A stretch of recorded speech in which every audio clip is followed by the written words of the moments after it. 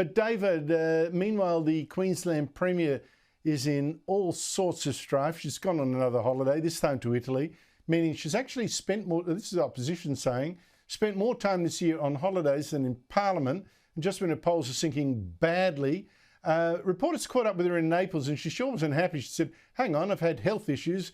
Please go away. Here she is. No, please don't do that. No, please don't do that.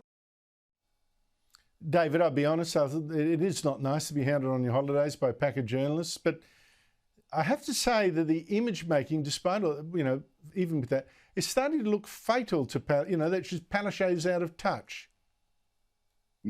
Look, I mean, what's good for the goose is good for the gander, and you've seen the other side of politics with the boot on the other foot, putting it into, Scott Morrison in Hawaii. So it is one of those things that's expected these days, and you're a public figure. So, and everyone's a news gatherer now with their little cameras and so on and so forth.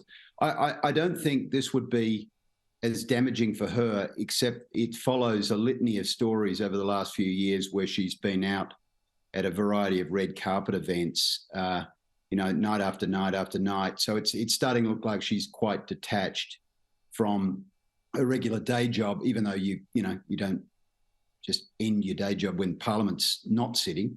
You're still working hard, so that you got to sort of correct that. But it's probably, you can't find Stephen Miles, the deputy.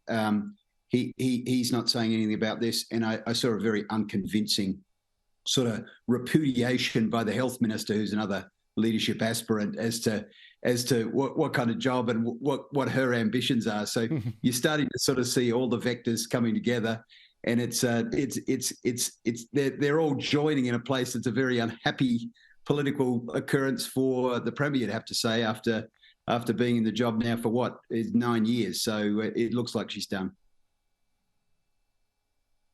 Yeah, I think so too. Michael Costa, if only she had done a bit of media management instead of being caught out at a luxury hotel in Naples. If only she'd been caught out feeding the poor in the slums or something. Oh, you've surprised me, helping these orphans. That would have been different.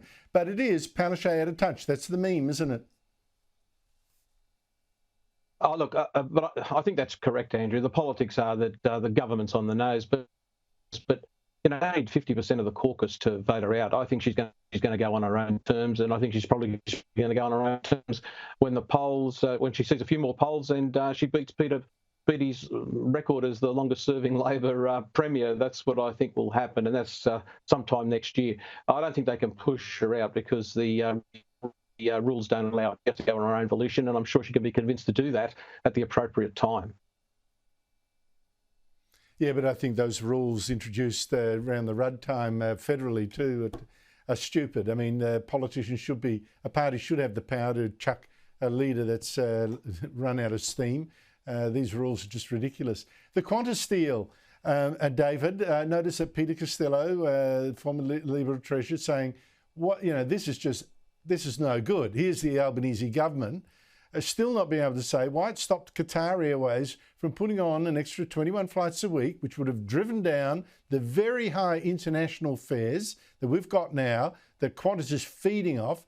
But as the government has said, it has suggested it might have been to protect Qantas, which has just posted record profits. The Prime Minister now says, well, this wasn't my decision. I wasn't consulted. I mean, that seems to be extraordinary. Shouldn't he have been? Yeah. I would be. I would be stunned if Anthony Albanese was not apprised of this decision or involved in it. It's a new Transport Minister, and he ran that portfolio when he was a minister in the Gillard and Rudd government. So I'd be stunned if he hadn't had some say in it, noting, of course, he's denied it. But the problem for the government here is that it looks very much like it is making decisions in the national interest for Qantas, when really it's got to be making decisions in the national interest for cost of living. I mean, it needs to encourage competition between carriers. It's got to be looking to help all people have as many options to fly wherever they want, when they want, at the lowest possible price. And at a time where cost of living is going through the roof and You've got a whole range of things out about ministers flying around on VIP flights, the RAF flights, where they don't have to pay anything, and the Prime Minister's son getting a free pass into the Chairman's Lounge.